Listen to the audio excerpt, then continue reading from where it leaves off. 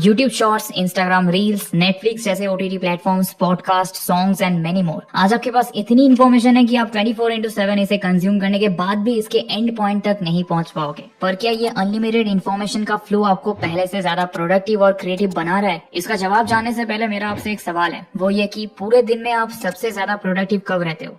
सबसे पहले तो जरा मनी कंट्रोल के इस आर्टिकल पर नजर डालो, जहां बताया गया है कि हम इंडियंस हर दिन अपने वैल्यूएबल 7.3 आवर्स फोन चलाते हुए स्पेंड कर रहे हैं। शायद आप कहोगे कि जब आप ऑफिस में होते हो या अपना वर्क कर रहे होते हो उस समय आप सबसे ज्यादा प्रोडक्टिव होते हो, पर मेरे दोस्त आप यहाँ गलत हो। यूडेमी का एक सर्वे बताता है कि 70% वर्कर्स अपने वर्क में डिस्ट्रैक्टेड रहते हैं और 16% तो ऐसे हैं जो हमेशा से डिस्ट्रैक्टेड रहते हैं। एक एवरेज वर्कर हर 3 मिनट में डिस्ट्रैक्ट होता है, जिसके बाद उसे रीफोकस करने के लिए 23 मिनट्स का समय लगता है। और इस डिस्ट्रैक्शन के रीजंस होते हैं नोटिफिकेशंस, ईमेल्स और social media. McKinsey global institute की रिपोर्ट बताती है कि एक एवरेज प्रोफेशनल अपना 28% समय तो ईमेल्स को रीड एंड रिप्लाई करने में ही बिता देता है। तो फिर आपका सबसे प्रोडक्टिव टाइम है कौन सा?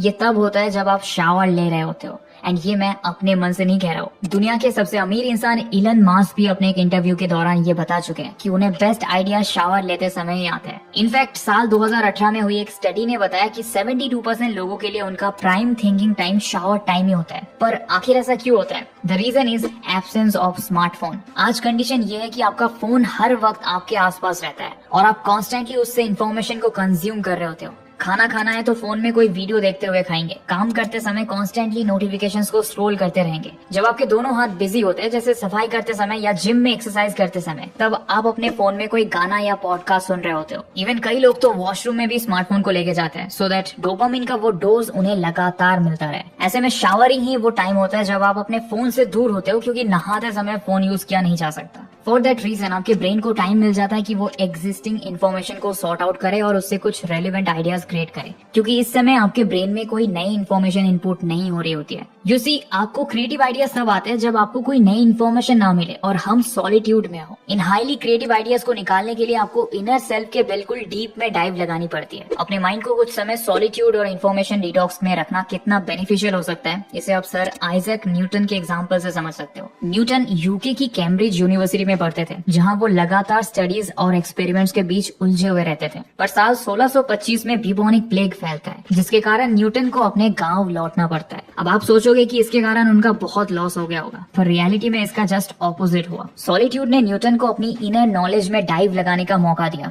और एक दिन जब वो एक एप्पल ट्री के नीचे बैठे थे, तब एक गिरते हुए एप्पल को देखकर उन्होंने ग्रेविटेशन के कॉन्सेप्ट को समझा और लॉ ऑफ ग्रेविटेशन को डिस्कवर किया। यही नहीं, ऑप्टिक्स और कैलकुलस से जुड़ी कई थ्योरीज को भी न्यूटन ने इसी समय पर डेवलप किया है। जेके रोलिंग, जो दुनिया की एकमात्र बिलियनियर ऑथर मानी जाती है, उन्हें हैरी पॉटर का आइडिया तब आया था जब वो एक बार ट्रेन में ट्रैवल कर रही थी और उनके पास बात करने के लिए कोई नहीं था। साल 1921 में जब भारत के महान साइंटिस्ट सीवी रमन एक शिप में ट्रैवल कर रहे थे, उस समय दूर दूर तक फैले समुद्र के ख्यालों में खोए रमन का सबकॉन्शियस माइंड सवाल करता है कि आखिर समुद्र का पानी ब्लू क्यों होता है, और ये सवाल उन्हें रमन इफेक्ट की खोज की तरफ लीड करता है, जिसके लिए साल 1930 में उन्हें नोबेल प्राइज भी मिला था। इंजीनियस लोगों का थॉट प्रोसेस कैसा होता होगा जिसने इन्हें इतने रेवोल्यूशनरी आइडियाज को डेवलप करने में हेल्प की। दोस्तों, लियोनार्डो दा विंसी, जिन्हें हिस्ट्री का सबसे जीनियस इंसान माना जाता है, वो अपनी पेंटिंग्स को घंटों तक घूरते रहते थे, जिससे उन्हें नए क्रिएटिव आइडियाज आते थे। जैसा मैंने अभी बताया, जब आप कुछ नहीं कर रहे होते हो तब आपका ब्रेन सबसे ज्यादा एक्टिव होता है और वो अपने में स्टोर्ड एग्जिस्टिंग इन्फॉर्मेशन को सॉर्ट आउट करके क्रिएटिव आइडियाज को जन्म देता है। पर अगर आप लगातार बिना ब्रेक दिए अपने माइंड को यूजलेस इन्फॉर्मेशन से भरते जाओगे, तो कुछ ही टाइम में आपका माइंड फोकस से काम करना बंद कर देगा।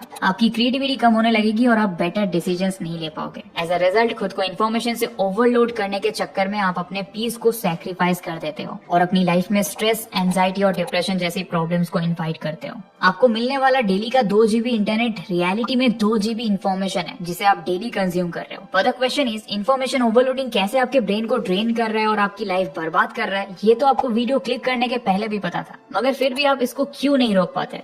इसका कारण है फोमो, यानी कि फियर ऑफ मिसिंग आउट। जब आपके फोन की नोटिफिकेशन बेल बजती है तो आप तुरंत उसे चेक करते हो, बिकॉज आपको लगता है कि आप कोई इंपॉर्टेंट मैसेज मिस कर दोगे। एक रील को स्क्रॉल करने के बाद आप दूसरी रील पर स्विच करते ही चले जाते हो कि कहीं कुछ अच्छा और इंटरेस्टिंग मिस ना हो जाए। यही है वो फोमो जिसे आपने साइकोलॉजिकली अपने माइंड में प्रिंट कर लिया है। देखो, आपको लगता है कि आपके पास जितनी ज्यादा इन्फॉर्मेशन होगी आप उतने ही प्रोडक्टिव और हैप्पी रहोगे, पर रियलिटी में इसका जस्ट ऑपोजिट होता है। न्यूरोसाइंस कहता है कि आपकी वर्किंग मेमोरी आपकी कॉग्निटिव सिस्टम में इंफॉर्मेशन को टेम्पररी स्टोर करता है, जिसे आपके सबकॉन्शियस माइंड में परमानेंटली स्टोर करने के लिए ब्रेन को कुछ टाइम देना होता है। आप एक बार में करीब 10 चीजों को ही याद रख सकते हो, पर आप खुद को इन्फॉर्मेशन से इतना ओवरलोडेड कर देते हो कि 10 आइटम्स की लिस्ट काफी नहीं रहती और फिर आप चीजों को भूलने लगते हो और आपके ब्रेन की प्रोसेसिंग पावर स्लो होने लगती है। आजकल एक और कॉन्सेप्ट है जो काफी फैशन में आ चुका है और वो है मल्टीटास्किंग। लोग एक साथ कई सारे काम कर रहे होते हैं एंड दे थिंक कि इससे उनकी प्रोडक्टिविटी मैक्सिमाइज होती है, पर रियलिटी की बात करूं तो मल्टीटास्किंग भी इंफॉर्मेशन ओवरलोडिंग का ही दूसरा नाम है और इससे आपकी प्रोडक्टिविटी में इंक्रीज होना महज इल्यूजन है। मल्टीटास्किंग करते समय आप कई काम एक साथ नहीं कर रहे होते हो, बल्कि विद इन सेकेंड्स बार बार एक काम से दूसरे काम पर स्विच कर रहे होते हो, जो आपकी प्रोडक्टिविटी के लिए बहुत ज्यादा डेंजरस है और आपके ब्रेन की एफिशिएंसी को कम करता है। साइंस कहती है कि आपका ब्रेन हर सेकंड 11 मिलियन बिट्स इंफॉर्मेशन को प्रोसेस करने की एबिलिटी रखता है, पर आपका कॉन्शियस माइंड एक सेकंड में सिर्फ 40 से 50 बिट्स इंफॉर्मेशन को ही प्रोसेस कर सकता है। अब ये तो बात हुई कि आप किस तरह इंफॉर्मेशन ओवरलोडिंग के शिकार बन चुके हो और कैसे ये आपके ब्रेन को डीपली इफेक्ट कर रहा है, पर सवाल है कि आखिर आप इस प्रॉब्लम से निकलोगे कैसे?